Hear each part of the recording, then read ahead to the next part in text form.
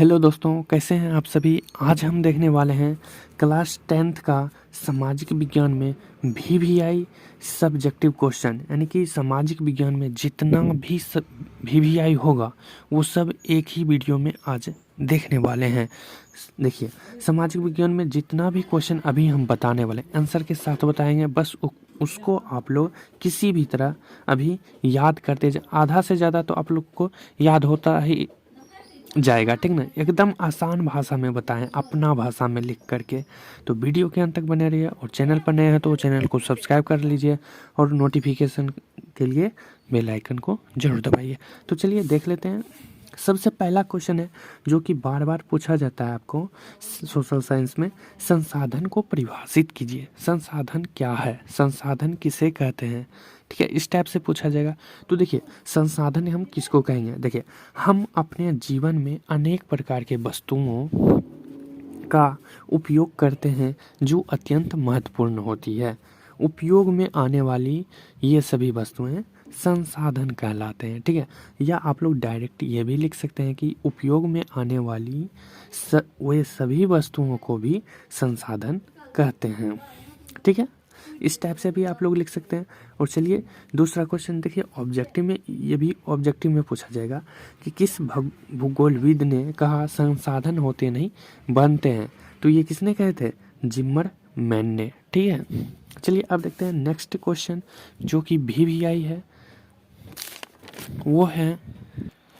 वो है संसाधन का वर्गीकरण। संसाधन का वर्गीकरण यानी कि ये आपको 5 नंबर में डायरेक्ट पूछेगा, ठीक ना। 5 मार्क्स वाला ये है, तो आप लोग एक बार देख लीजिए, पूछे जाएगा। देख लीजिए, संसाधनों का वर्गीकरण यानी कि आपको ये चारों में से कोई एक पूछा जाएगा, ठीक है। चारों अभी हम बताएंगे, चारों में से कोई एक इसमें से कंफर्म रख लीजिए कि 5 नंबर में आएगा तो आएगा ही, ठीक है। तो देखिए, संसाधन का वर्गीकरण किया गया है 4 भागों में, उत्पत्ति के आधार पर, उपयोगिता के आधार पर, स्वामित्व के आधार पर और विकास की स्थिति के आधार पर। तो चारों को हम देख लेते हैं, ठीक है। तो सबसे पहला है उत्पत्ति के आधार पर संसाधन को 2 भागों में बांटा गया है। कौन कौन सा, एक है जैव संसाधन और एक है अजैव संसाधन। तो जैव संसाधन हम लोग किसको कहेंगे और अजैव संसाधन किसको कहेंगे, तो एक बार में आप लोगों को याद हो जाएगा, वैसे हम लिखे हैं, ठीक है। तो देखिए, जैव संसाधन किसको कहेंगे, वैसा संसाधन जिसमें सजीव के सभी लक्षण मौजूद होते हैं तथा जिस संसाधन की प्राप्ति जैव मंडल से होती है उसे जैव संसाधन कहते हैं, जैसे कि मनुष्य, वनस्पति, मत्स्य, पशुधन एवं अन्य प्राणी, ठीक है। सेम उसी तरह अजैव संसाधन, वैसा संसाधन जिसमें सजीव के लक्षण मौजूद नहीं होते हैं, अर्थात निर्जीव वस्तु के समूह को अजैव संसाधन कहते हैं। जैसे कि आप लोग ले सकते हैं चट्टान को, धातु को, खनिज को, पठार को, पर्वत को, ठीक है। अब चलते हैं, पहला हो गया, अब चलते हैं उपयोगिता के आधार पर, ठीक है। तो देखिए, उपयोगिता के आधार पर संसाधन को 2 भागों में बांटा गया है। पहला है नवीकरणीय संसाधन और दूसरा है अनवीकरणीय संसाधन। ये आपको ऐसे भी पूछ सकता है कि नवीकरणीय संसाधन किसे कहते हैं, इस टाइप का अनवीकरणीय संसाधन किसे कहते हैं, इससे आप क्या समझते हैं, ठीक है। तो देख लीजिए किसको कहेंगे। तो नवीकरणीय संसाधन में देखिएगा, वैसा संसाधन जिन्हें भौतिक, रासायनिक या आंतरिक प्रक्रिया द्वारा पुनः प्राप्त किया जा सके, तो ऐसे ही संसाधन को नवीकरणीय संसाधन कहते हैं। इसका मतलब यह है कि जिन्हें पुनः हम लोग उपयोग कर सकते हैं, जिसको हम पुनः उपयोग कर सकते हैं, उसे नवीकरणीय संसाधन कहेंगे, ठीक है। जैसे कि सौर ऊर्जा, सौर ऊर्जा को हम बार बार उपयोग कर सकते हैं, पवन ऊर्जा को बार बार उपयोग कर सकते हैं, ठीक है। विद्युत को बार बार उपयोग कर सकते हैं, ठीक है। अब देखते हैं अनवीकरणीय संसाधन किसको कहेंगे। तो जिसको हम एक बार उपयोग करने के बाद दोबारा उपयोग नहीं कर सकते हैं, उसको कहेंगे अनवीकरणीय संसाधन। जैसे कि देख लीजिए, कोयला एक बार जल गया तो उसका उपयोग नहीं कर सकते। पेट्रोल एक बार ख़त्म कर दिए तो दूसरा बार उसको हम उपयोग नहीं कर सकते हैं। ठीक है, तो देखिए वैसा संसाधन जो एक बार उपयोग में आने के बाद दोबारा उपयोग में नहीं लाया जा सकता है, तो ऐसे संसाधन को अनवीकरणीय संसाधन कहते हैं। ठीक है और हाँ, इसकी पुनः पूर्ति के लिए हजारों लाखों साल लग जाते हैं। ठीक है ना। चलिए देख लीजिए, अब है 3 नंबर, स्वामित्व के आधार पर संसाधन को 4 भागों में बांटा गया है। स्वामित्व के आधार पर, यह ज़्यादातर पूछा जाने वाला सवाल है कि स्वामित्व के आधार पर संसाधन को कितने भागों में बांटा गया है, सभी का वर्गीकरण कीजिए। ठीक है, तो आपको ये ज़्यादा इस पर फोकस देना है, ये देख लीजिए। तो स्वामित्व के आधार पर देख लेते हैं। एक होता है व्यक्तिगत संसाधन, सामुदायिक संसाधन, और 2 बताएंगे। पहले इसको हम देख लेते हैं क्या होता है क्या नहीं। ठीक है, देखते जाएंगे। तो व्यक्तिगत संसाधन जो उसे कहेंगे, वैसा संसाधन जिस संसाधनों का स्वामित्व किसी निजी व्यक्ति के पास होता है, उसके बदले में सरकार को कर यानी कि टैक्स देती है। यानी कि किसी निजी व्यक्ति के पास, जैसे कि मान के चलो कि मेरे पास है, ठीक है, मैं सरकार को इसके बदले क्या दूंगा, टैक्स दूंगा, कर। तो इसको ही हम लोग कहेंगे व्यक्तिगत यानी कि निजी। किसी भी व्यक्ति के पास ये हो सकता है, जैसे कि भूखंड, घर, बाग बगीचा। दूसरा है सामुदायिक संसाधन, वैसा संसाधन जिसका स्वामित्व किसी खास समुदाय के अधिपत्य में होता है, इसका उपयोग समुदाय के सभी लोग करते हैं। तो इसे संसाधन को क्या कहेंगे, सामुदायिक संसाधन। जैसे कि हो गया मंदिर, सार्वजनिक मंदिर आप लोग देखे होंगे, सार्वजनिक भवन देखे होंगे, तालाब, कुआं, तो ये सब हो गया क्या, सामुदायिक, समाज के पूरे लोगों का। ठीक है, अब चलते हैं इसमें तीसरा आप देख लेते हैं।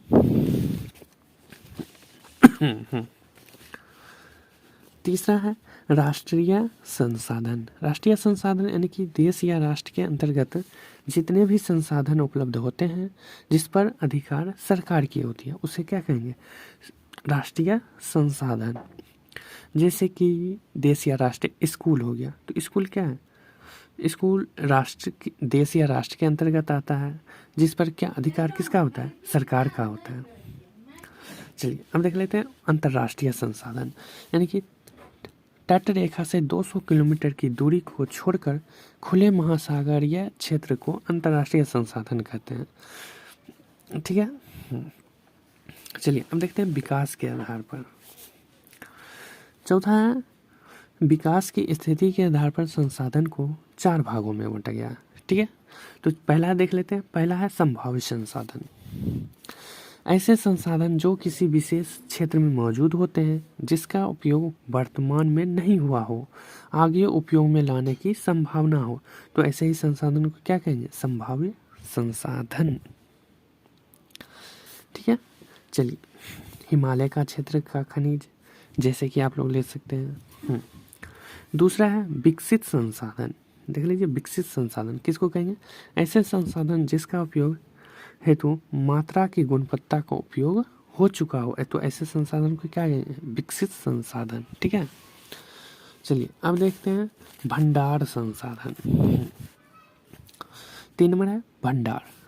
तो ऐसे संसाधन को पर्यावरण में उपलब्ध होते हैं तथा मानवीय आवश्यकताओं की पूर्ति में सक्षम होते हैं, किंतु प्रौद्योगिकी के अभाव में यह भंडारित संसाधन को के रूप में देखा जाता है। तो ऐसे संसाधन को भंडार संसाधन कहते हैं, जैसे कि जल ले सकते हैं, हाइड्रोजन एवं ऑक्सीजन का।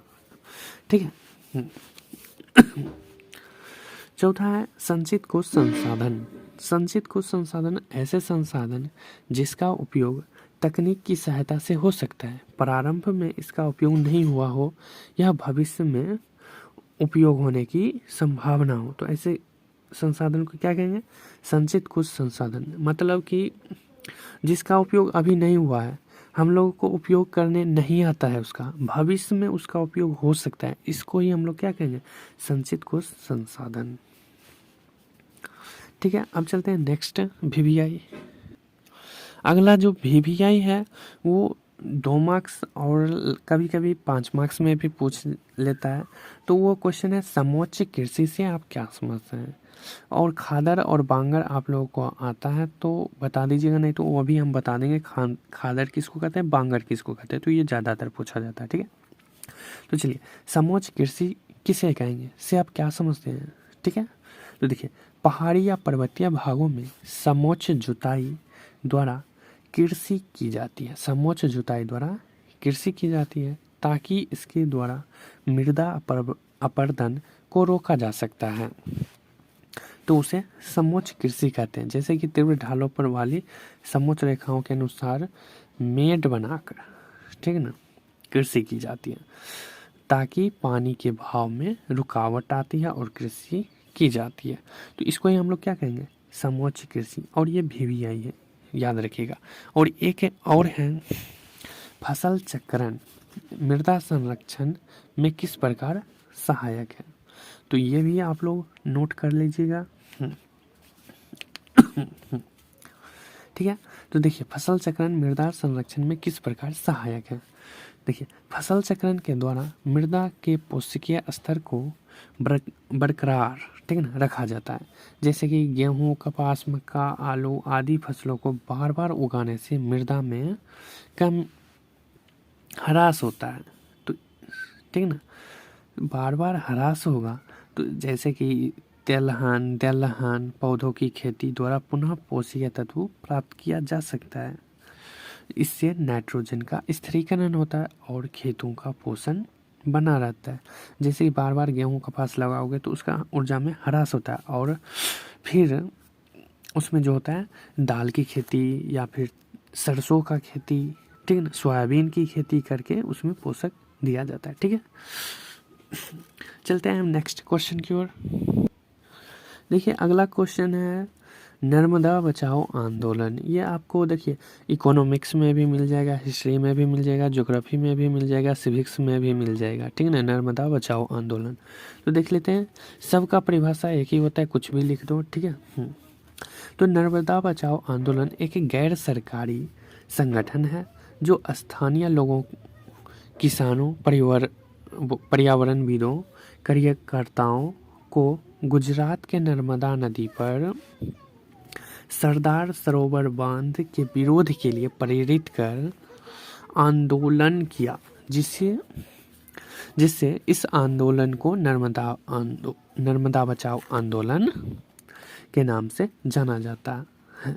ठीक है, यही लिखना है, इससे ही आपको 2 मार्क्स में ये पूछा जाएगा, नर्मदा बचाओ आंदोलन। ठीक है, और हाँ आप लोग क्या कहते हैं कि जैसे कि छोड़िए, हाँ ये ऑब्जेक्टिव आप लोग याद रखिएगा।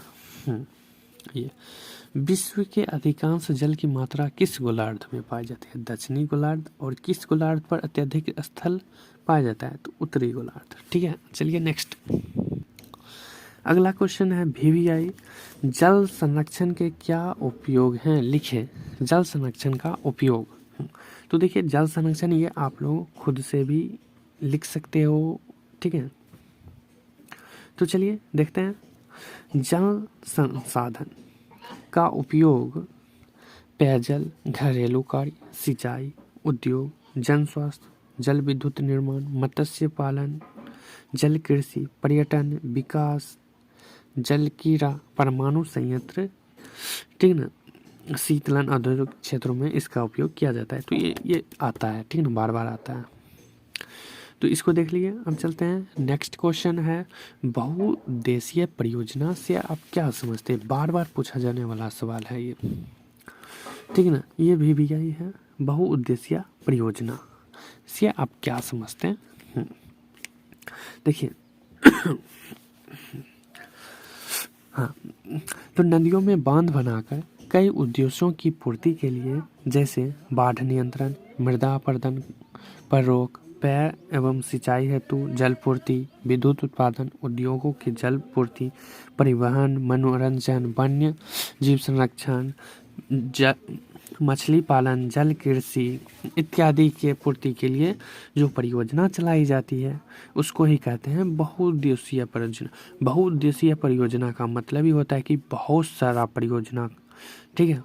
बहुत सारा परियोजना कौन कौन सा बता दिए, जैसे कि विद्युत उत्पादन, जल कृषि, मछली पालन, पर्यटन, मनोरंजन, परिवहन, बांध बनाकर किया जाता है, तो उसी को ही हम लोग कहते हैं बहुउद्देशीय परियोजना। ठीक है। और एक और क्वेश्चन है जल संकट। जल संकट क्या है, तो इसके बारे में आप लोग बेखूबी लिख सकते हैं। इसके बारे में जितना कहा जाए उतना आप लिख सकते हैं जल संकट के बारे में, तो इसको हम छोड़ देते हैं। ये आप लोग खुद लिख सकते हैं जल संकट के बारे में। जल नहीं रहेगा तो क्या क्या हो सकता है, यही सब लिखना है इसमें। ठीक है, तो आप लोग लिख दीजिएगा। अब चलते हैं नेक्स्ट क्वेश्चन की ओर। अगला क्वेश्चन है वन्य विनाश के मुख्य कारकों को लिखें। वन्य विनाश का मुख्य कारक क्या है, इसको लिखने के लिए बोला जा रहा है। तो देखिए वन्य विनाश, तो वन्य विनाश का सबसे बड़ा कारण जो है वो कृषिगत भूमि का फैलाव है। बड़ी विकास परियोजनाओं, तेजी से खनन कार्य के कारण सभी वनों का क्या हो रहा है, विनाश हो रहा है। इसके अलावा मानवीय हस्तक्षेप, पालतू पशुओं के द्वारा अनियंत्रित चारण भी इसका मुख्य कारण है। ठीक है, चारा के लिए वन को काट करके खिलाया जाता है, इसमें भी क्या है, विनाश का कारण है। और वन विनाश के बारे में आप लोग जितना चाहे उतना लिख सकते हैं इसके बारे में, ठीक ना। और चलिए अब देखते हैं नेक्स्ट। अगला क्वेश्चन है चिपको आंदोलन। पीवीआई है। चिपको आंदोलन से आप क्या समझते हैं, चिपको आंदोलन किसे कहते हैं, ठीक है। तो चलिए इसके बारे में देखते हैं। हमारे देश के उत्तराखंड के लोगों के गढ़वाल के पहाड़ी के क्षेत्रों में 1870 के दशक में जंगलों के, ठीक है, जंगल में व्यावसायिक कटाई के विरुद्ध एक आंदोलन चलाया गया था, जिसे चिपको आंदोलन के नाम से जाना जाता है। इस आंदोलन के दौरान ग्रामीण लोगों ने पेड़ को काटने से बचाने के लिए उनके साथ चिपक जाते थे, ठीक ना। चलिए इसके बारे में कुछ और जानते हैं कि ये चिपको आंदोलन कौन चलाए थे, ये वो फालतू बातें, ठीक है। तो इसका नेतृत्व जो किए थे वो सुंदरलाल बहुगुणा ने किए थे, ठीक है ना। चंडी प्रसाद और कई महिला और बच्चों ने मिलकर इसका आंदोलन किए थे। बस इतना ही लिखना है, जिससे आपको 2 मार्क्स आराम से मिल जाएगा, ठीक है ना। चलिए अब देखते हैं खनिज में थोड़ा सा, ठीक है। खनिज,